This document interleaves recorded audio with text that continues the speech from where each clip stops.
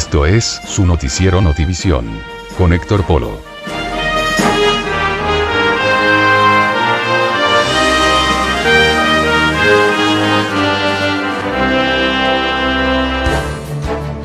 Hola, ¿qué tal? ¿Cómo le va? Me da gusto saludarlos. Qué bueno que esté con nosotros en esta cita con la información desde su espacio informativo de Notivisión, que transmitimos como siempre a través de nuestro portal en internet www.notivision.tv. Esto por supuesto gracias al hospedaje de ensenadahoy.com. Y nos vamos directamente con la información.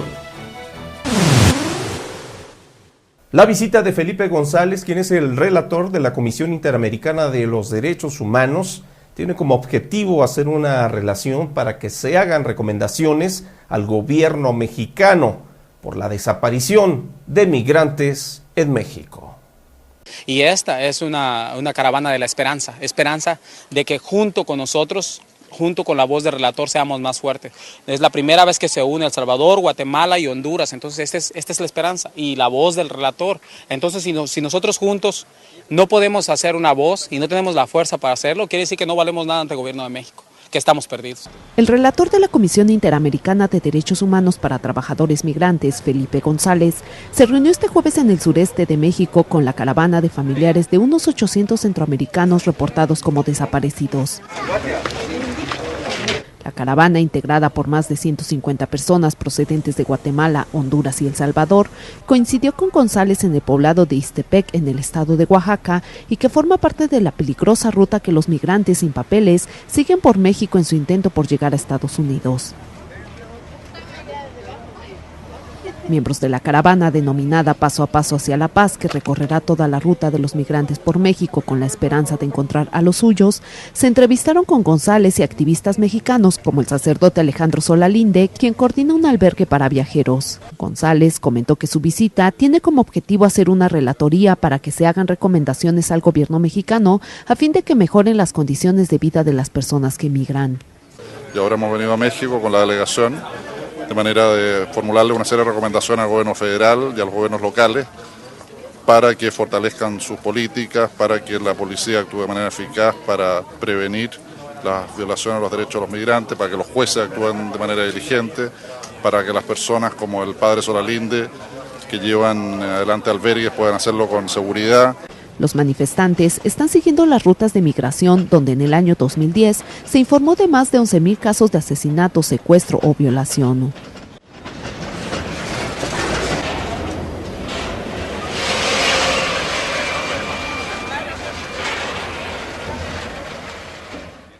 Muchos de los que viajan en esta caravana han señalado que la última comunicación que tuvieron con sus familiares fue desde Tamaulipas, en la frontera con Estados Unidos.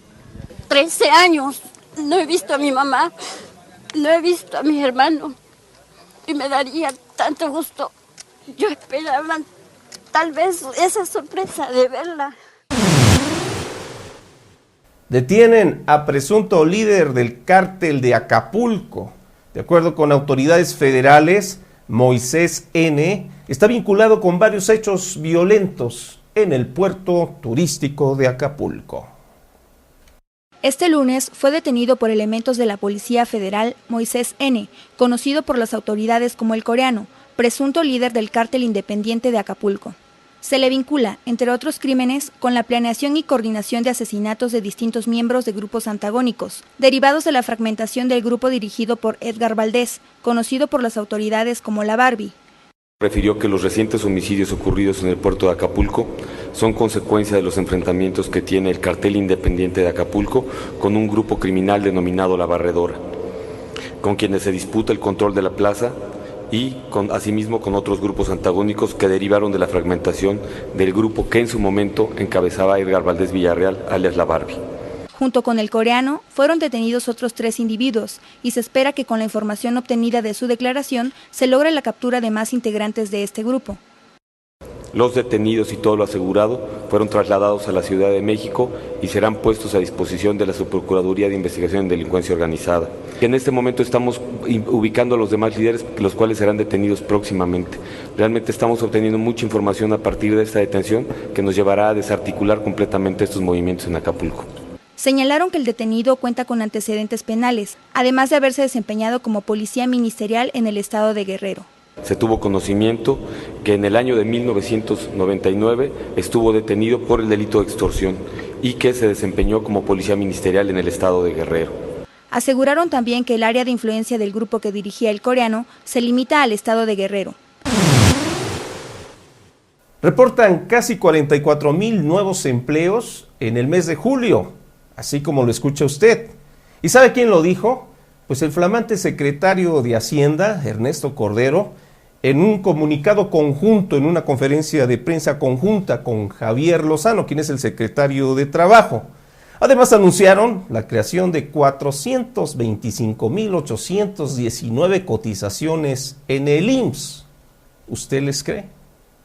Ernesto Cordero, secretario de Hacienda, y Javier Lozano, secretario del Trabajo, anunciaron la creación de 425,819 cotizantes en el Instituto Mexicano del Seguro Social, con los cuales se llega a 15,374,048. De estos, 65% son permanentes y el resto eventuales. Al 31 de julio del año 2011, se registró un incremento mensual de 43,329 trabajadores asegurados al IMSS, con lo que se alcanzó la cifra total de 15,037,448 empleos. Cordero aseguró que a pesar de la incertidumbre, la economía de México puede hacer frente al actual escenario, gracias a la fortaleza con la que cuenta. Mencionar a pesar de lo incierto del escenario, México pues ha logrado, gracias a la fortaleza financiera que hemos construido por tantos años y que nos ha costado construirlo por tantos años a los mexicanos, pues estamos en una mejor posición para enfrentar pues toda esta incertidumbre que algunos otros países. Bajo este panorama, cree que este año la economía mexicana concluirá con un crecimiento económico de 4.3% y sostuvo que ninguna economía está blindada. Yo creo que nadie puede asegurar que ninguna economía está completamente blindada o que es a prueba de balas a lo que suceda en el entorno mundial y en el entorno global.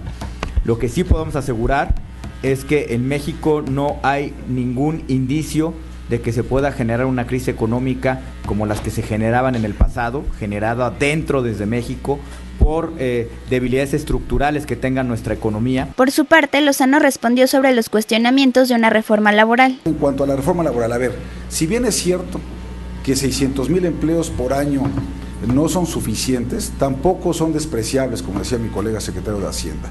No es una fantasía, son con nombre y apellido, están cotizando en este Instituto Mexicano del Seguro Social y son pues estadísticas perfectamente auditables y verificables.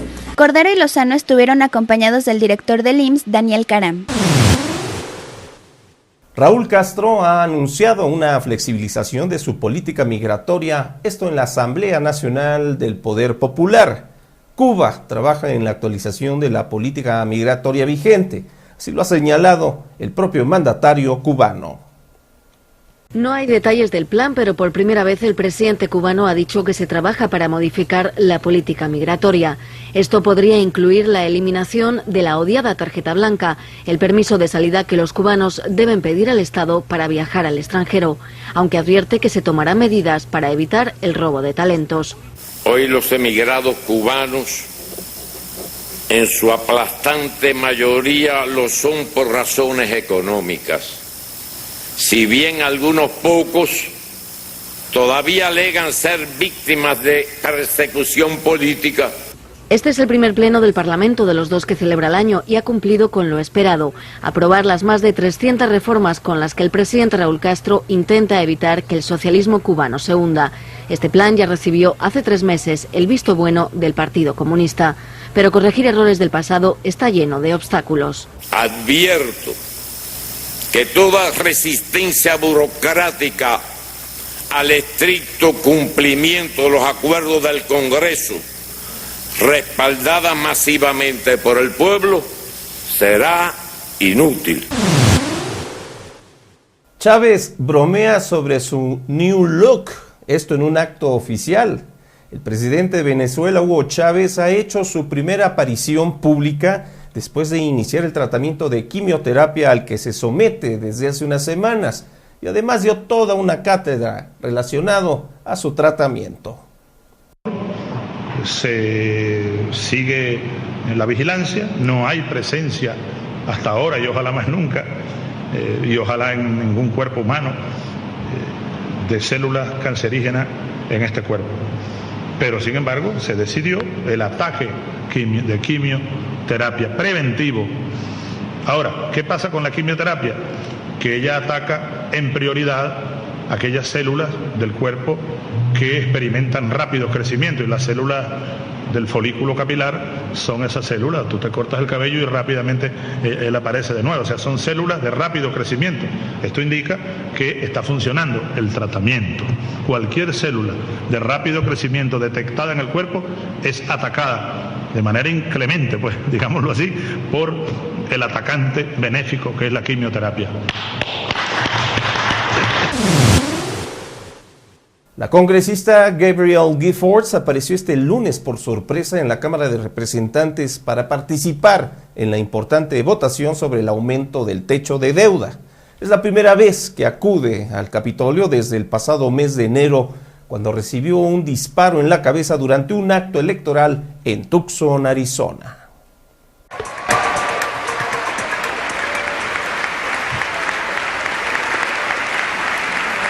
Aplauden a la congresista Gabrielle Giffords. Anoche apareció por sorpresa en la Cámara de Representantes para participar en esa importante votación sobre el aumento del techo de deuda. Es la primera vez que acude al Capitolio desde el pasado mes de enero, cuando recibió un disparo en la cabeza durante un acto electoral en Tucson, en Arizona. Los congresistas dejaron a un lado por un minuto sus enfrentamientos para darle ese caluroso recibimiento. La Cámara de Representantes de los Estados Unidos ha aprobado este lunes por 269 votos a favor frente a 161 votos en contra el acuerdo bipartidista que permitirá elevar el techo de deuda antes de la fecha límite del 2 de agosto y evitar así la suspensión de pagos en la Unión Americana. Estados Unidos se aleja del precipicio.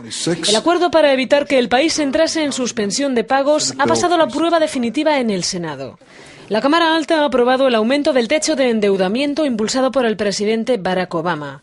El Senado ratificó por 74 votos contra 26 el plan aprobado la noche anterior por la Cámara de Representantes. Obama debe promulgar ahora esta ley. Este compromiso requiere que ambos partidos trabajemos juntos en un plan más amplio para recortar el déficit público, algo importante para la salud de nuestra economía a largo plazo. Dado que no se puede atajar el déficit solo recortando el gasto, necesitamos abordar el tema de manera equilibrada, poniendo las cartas sobre la mesa. Esta reforma eleva en $2 billones el techo de endeudamiento. El Senado ha puesto fin así a meses de parálisis por la división que ha quedado clara entre demócratas y republicanos, que han sufrido hasta el último momento para encontrar un acuerdo que alejase el peligro de bancarrota. Al menos 24 personas han muerto en las últimas 24 horas en la ofensiva del ejército sirio contra los manifestantes en distintos puntos del país, según lo ha comunicado el presidente de Observatorio Sirio de Derechos Humanos. En todo el mundo se ha condenado la represión ejercida por el régimen sirio contra manifestantes, que el lunes volvió a mostrarse en toda su dureza.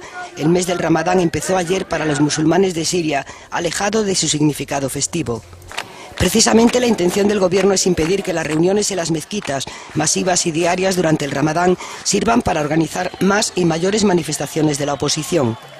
Fue después de la oración cuando entraron más tanques en los barrios en Zabadani y en Hama, la población más castigada por constituir el foco principal de las protestas. Ya al principio de la mañana había muerto 4 civiles en los primeros ataques, a los que siguieron los disparos cada 10 segundos, según relataron testigos a los medios internacionales. La mañana de hoy se ha presentado de manera similar, con ataques y con los primeros muertos.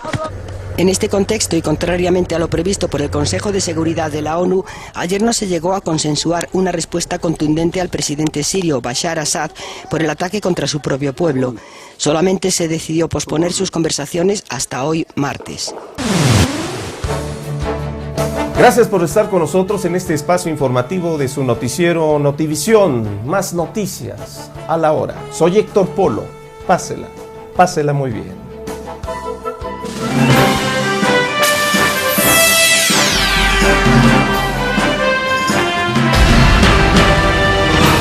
Esto fue su noticiero Notivisión con Héctor Polo.